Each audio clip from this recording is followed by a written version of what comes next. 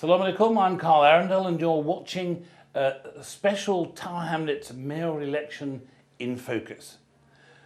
I'm delighted today to be joined by the Labour Party prospective Tower Hamlets mayoral candidate John Biggs. Now, John Biggs was a member of the Tower Hamlets Council from 1988 and he led the Labour group in opposition from 1991 to 94, a period when in fact the council was run by the Liberal Democrat administration. His fourth term as an Assembly member in the Greater London Authority for City and East London, and he hopes to reverse the Labour loss of the last election. I'm sitting here in his campaign HQ in the heart of Tower Hamlets in Bethnal Green, having run the gauntlet of an energetic and optimistic back office team. Assalamu alaikum, John Biggs, and welcome to Islam Channel. And assalamu alaikum to all viewers, and thank you for coming. Now, the first time Tower Hamlets voted for an executive mayor in October 2010, the Labour candidate Helal Abbas was heavily defeated by his independent rival Lutfur Rahman. Now, there was a lot of disquiet over what many people felt was a crude attempt to deselect the borough's natural candidate, then a Labour Party member, and force him to run on an independent ticket as they parachuted in an outsider onto the Tower Hamlets community. It backfired, didn't it?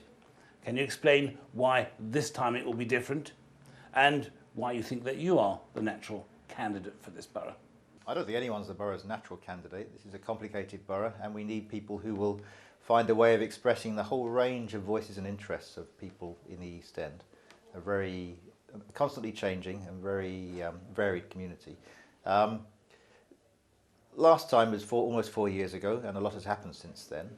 And the position was a bit of a train wreck from the Labour Party's point of view. Lutfur Rahman was selected as a candidate and then the National Executive Committee decided that he shouldn't be the candidate. They imposed an alternative candidate, Helal Abbas, who in a very short campaign wasn't able to persuade people that he was a good replacement. And yes, it was a crushing defeat for Labour. Lutfur became the mayor and here we are with the election in 2 weeks' time.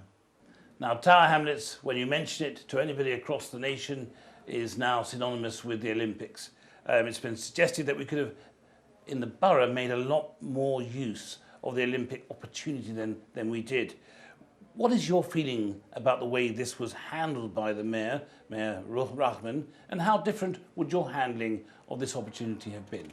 To continue briefly the first question, Tower Hamlets politics have always been quite bumpy. We've had independents down the years, we've had a communist MP, we had George Galloway, independent mayor at present. So I think that tells you that in the East End people are fairly personal in their voting, and so they need someone who will stand up for their interests. And Lutfur presented himself as such a person in 2010. What's happened since then is he's had an opportunity to show his leadership, and the Olympics is a good example where I think he fell short of what could have happened. We had a number of disagreements with the Olympic people, so the marathon was meant to come through the East End and be a grandstand for our constantly changing borough. It was moved instead to the West End because that was better for American TV channels. In return for that, we had a number of promises in terms of employment, in terms of promoting Brick Lane as the curry capital, and most of those didn't really deliver. We had a number of short-term jobs, but this was the only Olympic borough where unemployment rose during the Olympic Games. The curry capital promise was that we would be promoting Brick Lane and the rest of the curry industry to visitors, but the amount of business actually declined during the Olympic Games. So something went wrong with the Olympics. There were further problems. So the Olympic housing, Tower Hamlets residents have only got about 15 of the several thousand properties from the Olympics. And although they're in Newham, the idea was that they would be new housing for people across the East End. So we think we have failed to make the case for Tower Hamlets as part of the Olympics. And that, for many of us, is an example of how Lutfur promised big but hasn't delivered enough for people locally. Now, you mentioned housing. The borough has seen a proliferation of luxury housing developments and very little in the way of affordable housing. Indeed, with caps on housing benefit and the so-called bedroom tax, many families have been resident in the borough for generations, have been forced to move out of the borough. You've commented that the area is going through a massive change, in particular relation to the property development and demographic change. The price of land, you said, is going up and people are squeezed out.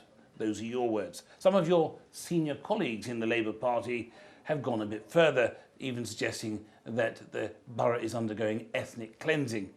The incumbent mayor has pledged to build 5,500 new council homes over the next 4 years. I gather that you've pledged to build 10,000 homes, but over a much more extended 10-year period. Is the incumbent mayor's commitment to affordable housing a realistic proposal? And give us some indication where your priorities in this regard may be different from his. I'm not sure I promised 10,000. I think we're promising similar numbers of the order of 5,000 over the next 4 years. And that will happen anyway. So I think the starting point is that the East End is going through a transition. It used to be very much public sector housing. People weren't interested in buying and developing property here, but now there's been this massive boom and the borough is in a very severe transition. That's not only meaning lots of expensive housing being built, but it's forcing up the rent levels. So whereas traditionally people might have been able to get a private rented flat for a relatively low affordable rate, people are being outbid, and indeed there are many landlords who won't accept families who are in receipt of housing benefits. So really wrenching. It means that kids can't live near their parents anymore. And what we need, of course, is a council, and on this I'd agree with Lutfur Rahman. I think a council that stands up for local people, tries to build more affordable housing. Where I disagree with him is that the government has redefined the word affordable. So now, in the government's language, affordable housing includes housing which is up to 80% of the market cost. Now, if you live in Sunderland, for example, not wanting to pick on Sunderland, but if you live in the north of England, 80% market rent may well be affordable for people on a moderate income. In London, it clearly isn't. To be affordable in London on a low income, you need something more like 40% of the market rent. And some of the housing being built is at that level, but a higher proportion is not. And so I have people coming to me constantly who've been offered a so-called affordable property, and they just can't afford it. With the service charge, with the rent, they just cannot afford to live here. So we need to think very hard about what we can do to help traditional communities in East London from all backgrounds, whether they're 12th generation Cockneys, 5th generation Bengalis or whatever, to be rehoused in the borough and to stay close to their family networks. And that requires a very serious piece of work, active lobbying of the government, working with housing providers, pushing developers towards the hardest possible deal. And I think the difference I have with Mayor Rahman is that I don't think he's really been through all of that. His strategy has been fairly lazy. Even if the mayor did nothing, a developer building 1,000 properties will have to give about 200 to the council. The problem we have is the 200 we're getting are unaffordable. Some of them might be larger family properties at a 40% rent, and that tends to be the policy. But the rest will be 60, 70% rents, and people just cannot afford them on low and moderate incomes. So the borough's been flipped over into a middle income, high income borough, and it's a tragedy for people who have families going back generations here. So we need to be, there is no magic answer to this. It needs government policy change. It needs a very active mayor who highlights the problems, and we need to work pretty damned hard and quickly to try to challenge this.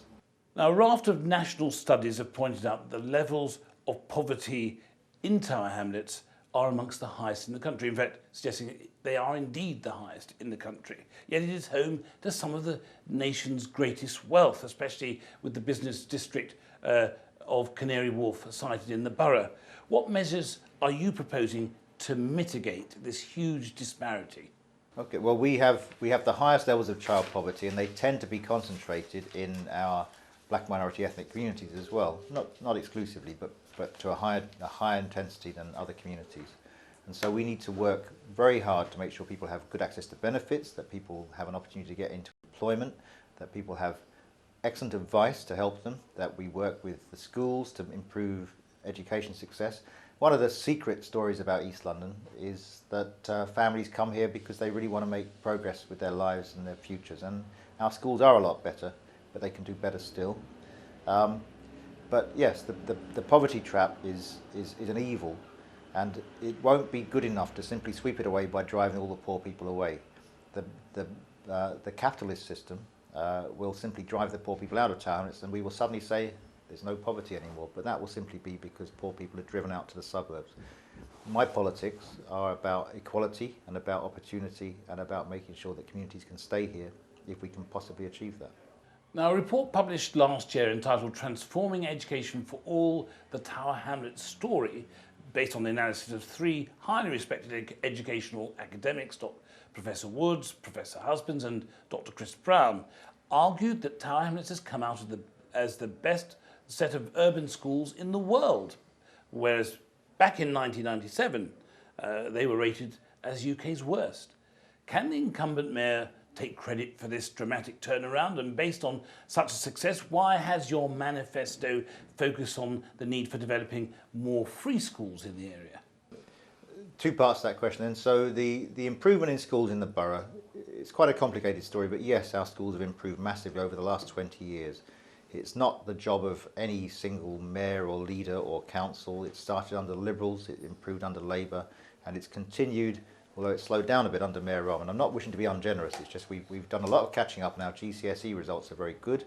Our A-levels are less good, and kids going into higher education are not getting into the better universities to the degree that they are, for example, in Hackney. So we should never be complacent. But education standards are improving, and we need to work even harder to improve them further. We need to raise aspirations in people's minds, and I think the story of the last 20 years is partly about schools, about good head teachers, about good teachers, but it's also about families understanding and supporting their kids in school better. So it's a real partnership of political leadership, families, professionals in the schools.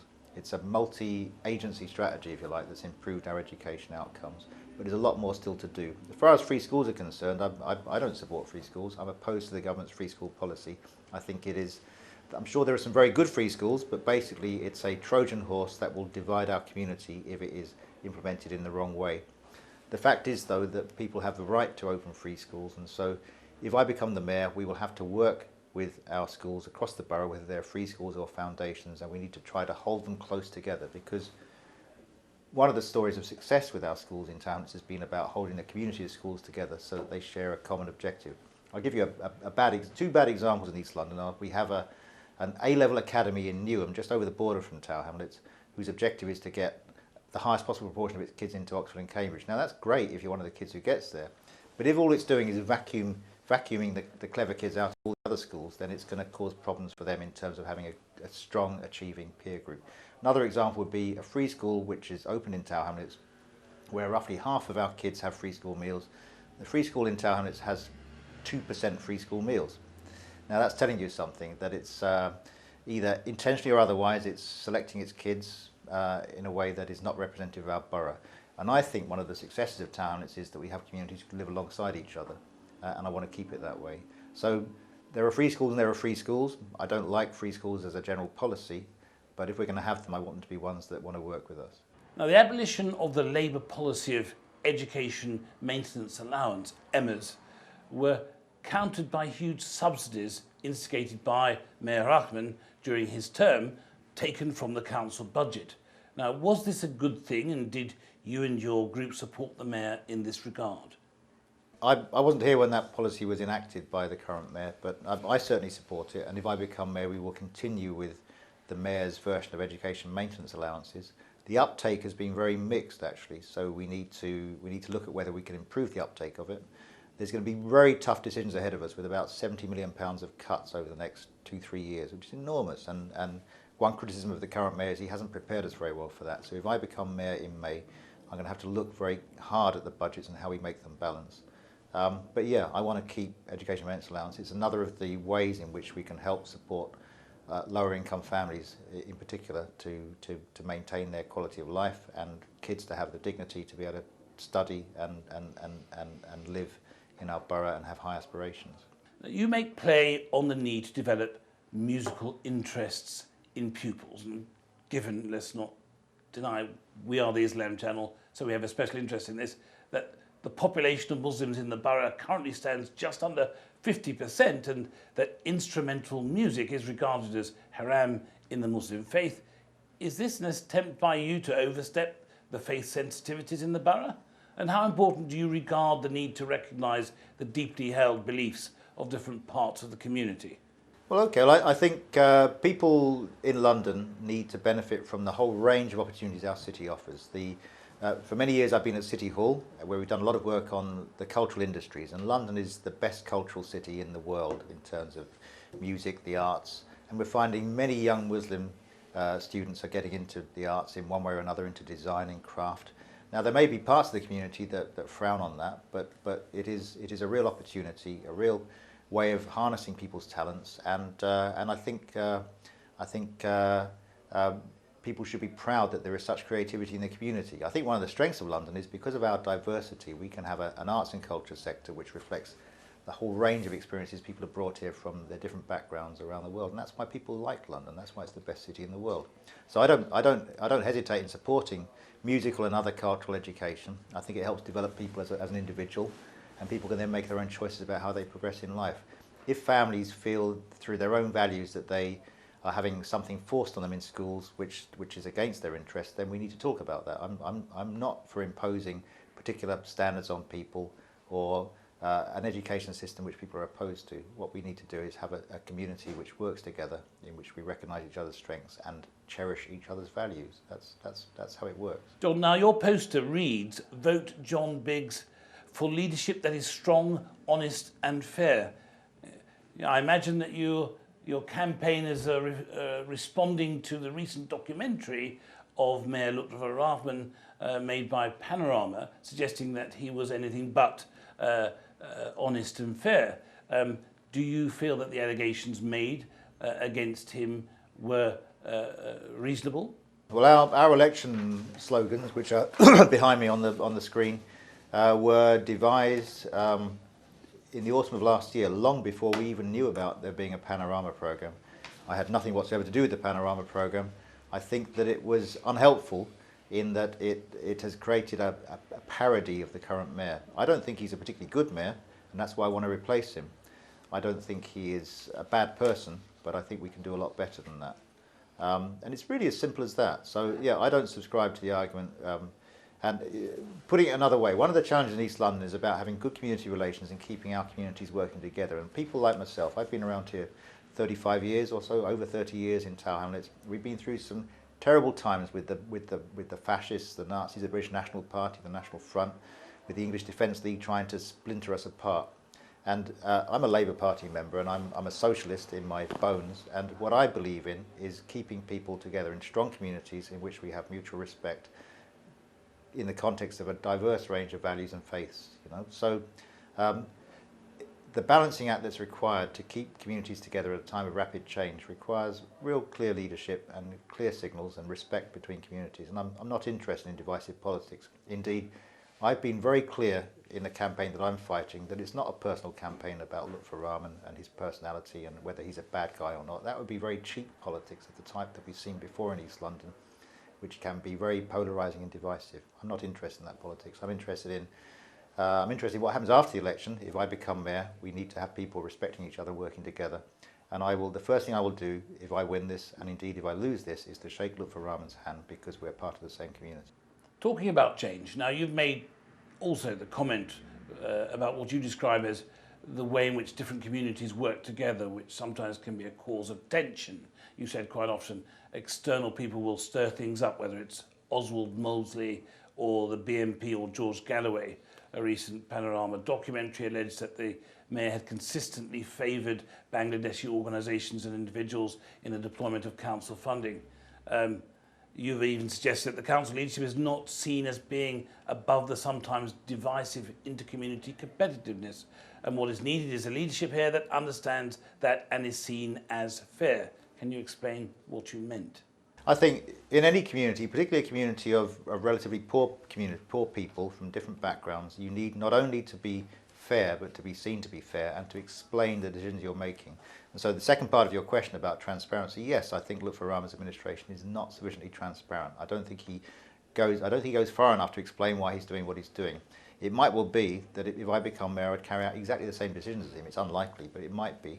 But I would want to go a lot further to explain and account for decisions that are made. So, for example, there have been challenges about some of his grant-making decisions.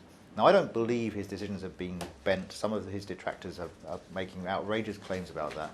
But I think that what he has failed to do is to explain to people precisely why he's doing what he's doing. And that creates, if you're not careful, that stokes up a sense of resentment and resistance. When we knock on the doors of people across our borough, there is quite a strong sense from people, and we don't tell them this, and indeed I try to talk people out of this, that the mayor is not really interested in everyone in our borough. Now I know him moderately well, and I think he's not a bad guy, and he is interested in people, but he has failed to get that message across. And there's a risk There's always a risk of polarisation in politics in Tower Hamlets, and I want to make sure that doesn't happen. A lot of column inches and broadcast time has been given to promoting the idea that somehow Tower Hamlets is a hotbed of Islamic fundamentalism. Attacks have been made on locally resident national and international Muslim-based umbrella organisations such as the Islamic Forum Europe and the Muslim Council of Britain. Do you share these concerns, or do you think that such attacks simply fail, as some have suggested, to understand and respect traditions and beliefs of the richly diverse community in the borough? Well, I don't subscribe to the view that there is a profound Islamisation of community in Tower Hamlets. I totally disagree with that. I don't think there's any substantial evidence for that. In any community there will be a range of views, and just as there are in any community people who take polarising views, then there will be within the Muslim community. There'll be people who feel that that we need to maintain fundamental values, otherwise the foundations of our faith will be challenged. But the fact is, we're in a multicultural society. We need to find ways of living together here. So I'm not a Muslim and I'm not an Islamist, but I don't sense. I mean, I know many thousands of Muslim people in East London, particularly in the Bengali and Somali communities, but also I represent people in Newham from a whole range of backgrounds, and by and large, people are very clear about their faith, which is an important foundation of life, and it maintains family values, community values, and is really important. But people recognise that in London, in the UK, the real story is about marrying that with the opportunities that the community offers through education, through careers, through progression, through the fact that through all its faults, the UK is a pretty good place in which people from different backgrounds can make success and progress for themselves. If you look at the discrimination and inequality in other parts of the world, the UK is still, I think, although we can never be complacent, a pretty good example of a place where people, wherever they come from, can have an opportunity to succeed. I mean, I'm still fundamentally offended by the inequalities of our community and society, but it's better than a lot of other places. Much has been said about East End Life being a publicity journal for the incumbent mayor, paid for by taxpayers' money. And some have referred to it as the Town Hall Pravda. Indeed, just 2 months ago, it was reported that the Labour group had inflicted the mayor's first defeat in his budget recommendations since his election, when he was prevented from using an apparent unused £1.2 million to fund the future of the newspaper. Many regard the East End Life as a vital organ of information in the borough. Do you agree with them? Do you believe that there should be greater regulation on the use of funds to pay for such publications? An elected mayor, I don't think people realise this when it was created by government, but the idea of an elected mayor is a very powerful position. And if the mayor wants to, they can promote themselves in a whole range of ways, including having their photograph on every page of the local newspaper. I think that it's become a bit absurd, East End Life, because it seems to be, many people feel it's become almost party political in the way in which it presents things. And I don't think that council taxpayers' money should be used to promote political parties. It's political parties should promote themselves. So if I became mayor, I would have my photo in it far less often. The government are using a sledgehammer to crack a nut, and they are planning to ban us from having a newspaper. I think there's a very important job for the council informing people about its services. There are many people in a borough like Tower Hamlets who don't have access to the internet. There are community TV stations we can use as well, but I think a publication is quite important. The government's saying we should only have a publication 4 times a year, and I don't think that's enough. I think people need access to information about how their council works, but it shouldn't be there to promote the personalities of people. It should be there to promote the heroes of our borough, who are local people, and the services we provide. So I'm a bit old-fashioned on that. So as far as you're concerned, just less photos of the mayor would sort yeah, that? I think less photos, more diversity of views politically. So when I was leader of the council many years ago, we had an opposition party column. We didn't have a problem with that. If you're a democracy, and if you're a confident leadership, you should be prepared to accept and invite the views of everyone who has decent alternative views to your own, and justify what you're doing. And I think that's a bit of a vacuum. Are you going to win the election? I think we're in a very good position to win, but it's up to the voters, and it depends on turnout. I think we have a very positive message. More important than winning, it is actually more important than winning, is winning in a positive way that offers leadership and opportunities to all the people of our borough, a borough that's changing very quickly, where there are many, many needs, and where we need a strong voice that helps to tie us together, and makes those awkward questions of government and other people in power about how we're going to tackle the terrible poverty and inequality in our community. John Biggs, prospective Tower Hamlets candidate for mayor, thank you very much for joining us on Islam Channel.